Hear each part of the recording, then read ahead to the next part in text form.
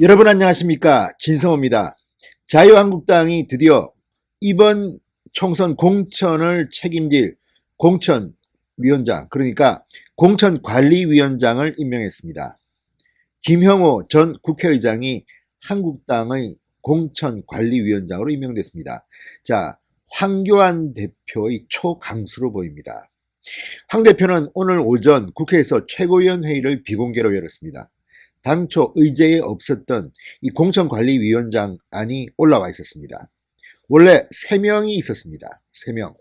그런데 이 김종인, 김형호, 우창록 이 3명의 후보 중에서 최고위원회의는 김형호를 지명했습니다. 왜 그랬을까요? 자, 황교안 대표는 이 비공개로 진행된 최고위원회가 끝나자마자 바로 기자들 앞에서 김형호 전 국회의장을 공천관리위원장으로 임명한다고 공개 발표했습니다. 자, 일부 최고위원들은 공천 파괴력은 김종인 전 더불어민주당 비대위원장이 낫다는 의견도 냈다고 합니다. 하지만 다른 최고위원이 김형호 전 의장이 부드러운 듯 강하고 당내 상황도 잘한다 이렇게 운을 떼자 다른 이들도 공감을 표했다고 합니다. 황교안 대표도 김형호 전 의장 쪽에 마음을 두고 있는 것으로 보였다고 합니다.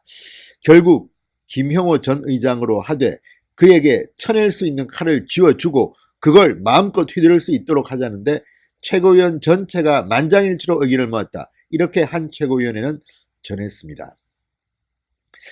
김형호 전 의장을 위원장으로 하되 그에게 쳐낼 수 있는 칼을 쥐어주고 그걸 마음껏 휘두를 수 있도록 하자는데 최고위원 전체가 만장일치로 의견을 모았다. 이렇게 말합니다. 자, 과연 김형호는 제대로 할 수 있을까요? 자, 김형호 전 국회의장이 과거에 했던 말들을 보면, 발언들을 보면 지금 한국당의 현역 의원들은 벌벌 떨고 있을지도 모르겠습니다. 사실 저도 그런 말씀들을 좀 자제했지만 한국당이 한창 패스트트랙 법안 때문에 투쟁할 때는 현역 의원들이 독려하면 안 되기 때문에 황교안 대표도 감히 이 현역 의원들의 물갈이를 말하기 힘들었을 겁니다. 안 그래도 몸싸움하고 힘들어 죽겠는데 또 공천 스트레스까지는 줄 수 없는 거 아닙니까? 그렇지만 결과는 처참했습니다. 현역 의원이 100명이 넘는데 너무나도 허무하게 선거법 개정안, 공수처법안, 검경수사권 조정 법안, 예산안까지 다 내주고 말았습니다. 이럴 줄 알았으면 진작부터 황교안 대표는 공천 작업부터 하실 그랬습니까? 아무튼 일단 큰 일들은 다 지나갔습니다. 처참한 패배였습니다. 이제 공천을 통해서 쇄신하는 일만 남았습니다. 지금 보수대 통합 논의가 있지만 그거와 별도로 한국당도 준비는 해야 할 겁니다. 그리고 그 책임자를 김형호 전 국회의장으로 지명한 겁니다. 황교안 대표의 속내는 무엇일까요?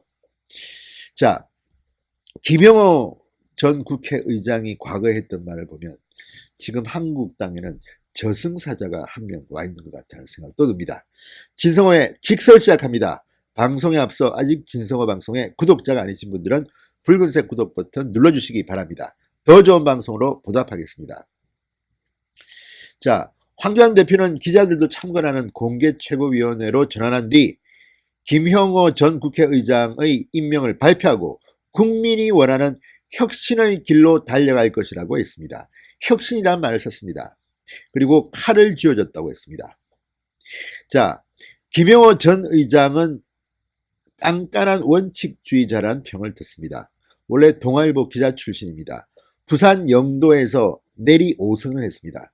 그런데 당선될 때 아슬아슬하게 당선된 적도 있습니다. 그만큼 영도구가 부산에서는 그렇게 쉬운 지역구는 아닙니다. 상대적으로 험지입니다. 여기서 김형호 국회의장 5선을 내리하고 국회의장을 지내고 깔끔하게 은퇴를 했습니다.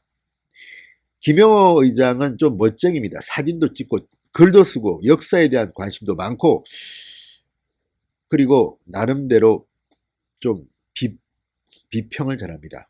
비판적인 그런 성향도 있습니다. 자, 17대 총선 탄핵바람으로 당시 한나라당이 힘들었을 때는 공동선대위원장을 맡아서 121석을 넣는데 기여하기도 했습니다. 2006년 이 박근혜 대표 시절에 한나라당 원내대표를 했습니다. 2008년 7월부터 2010년 6월까지 18대 초대 국회의장을 맡았습니다. 현재는 부산대 석좌 교수, 백범 김구 선생 기념사업회 회장을 맡고 있습니다. 자, 김영호 전 의장이 한국당에 대한 쓴소리는 이게 참 유명합니다. 지금도 회자되는 아주 저승사자 같은 발언들이 지금도 기억되는데, 바로 이것 때문에 황교안 대표는 김영호 전 의장을 공천관리위원장으로 임명한 게 아닌가 싶습니다. 김영호 전 의장 지난해 8월 한국당 의원연찬회에 참석해서 이런 발언을 했습니다. 여러분이 모신 대통령은 탄핵당해서 감방에 갔고 주변 인물들은 적폐고 당 지지율은 떨어지고 있다. 여러분은 다 죄가 많다. 탄핵을 찬성한 측 반대한 측 양측을 향해 이 모양 이 꼴로 된 것은 똑같은 책임이다. 이렇게 말했습니다. 그러면서 다선 중진 의원들은 정부 여당의 독선 독주에 몸을 던진 적이 한 번이라도 있느냐. 죽기에 딱 좋은 계절이다. 참 이게 명언이었습니다. 죽기에 딱 좋은 계절이다. 다선 중진들, 이 문재인 정권의 독선 독주에 몸을 던진 적이 한 번이라도 있느냐. 지금이 당신들 죽기에 딱 좋은 계절이다. 독설이지만 상당히 충격적인 발언이었습니다. 당신들이 염치가 있으면 국회의원 뺏기 더 달 수 있느냐는 그런 해석을 나왔습니다. 또 중진 다선만 비판한 게 아닙니다. 초재선도 비판했습니다. 김형호 전 의장은 초재선 의원도 어떻게 개혁 모임 하나 없고 당 진로에 쓴소리 한마디 없느냐 이렇게 촉구했습니다. 지금 한국당을 비판하는 많은 사람들은 그런 말을 합니다.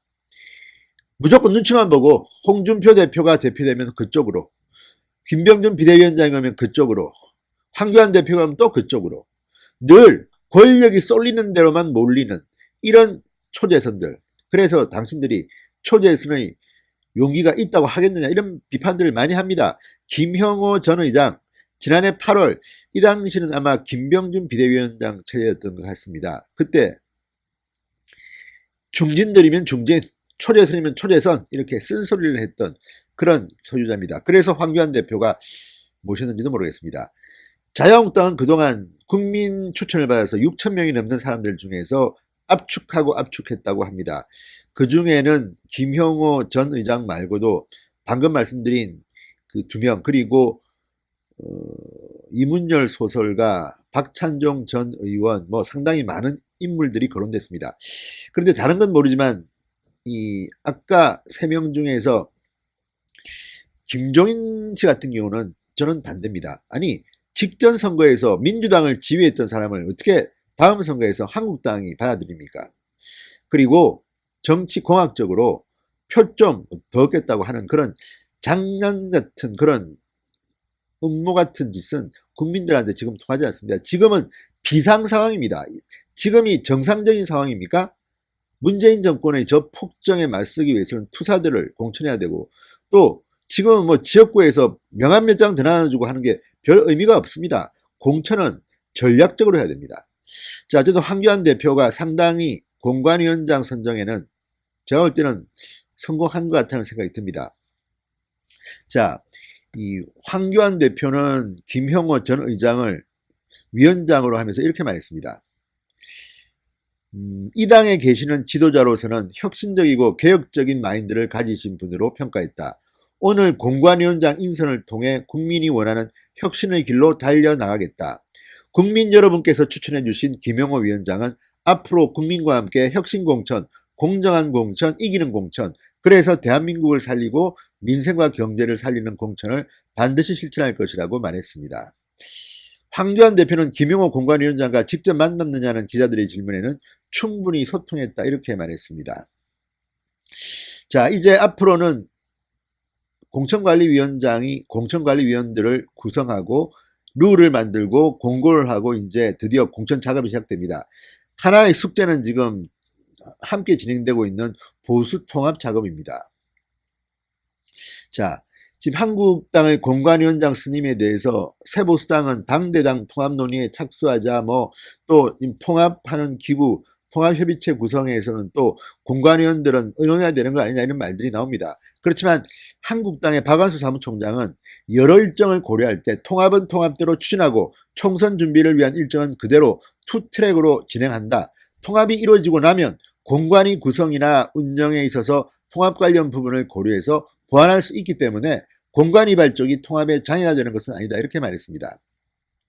자, 이번 주 중에 아마 공천관리위원회는 구성이 될 것 같습니다. 그리고 본격적으로 다음 주부터 룰 뭐 등등등등을 정해서 가동될 것 같습니다. 자, 어쨌든 황교안 대표의 공천 혁신 작업이 첫 발걸음을 띄었습니다. 얼마나 독립적이고 개혁적이고 또 국민들의 마음에 와닿는 감동을 줄지 한번 기대해 보겠습니다. 그렇지만 또 김영호 공관위원장의 이 공관위원회가 특정 사익이나 또는 이런 데 얽매인다면 비판을 받을 겁니다. 온 국민들이 지켜보고 있습니다. 감동적인 공천 작업으로 이번 총선에서 압승을 했으면 좋겠습니다. 진성호의 직설이었습니다. 여러분 감사합니다.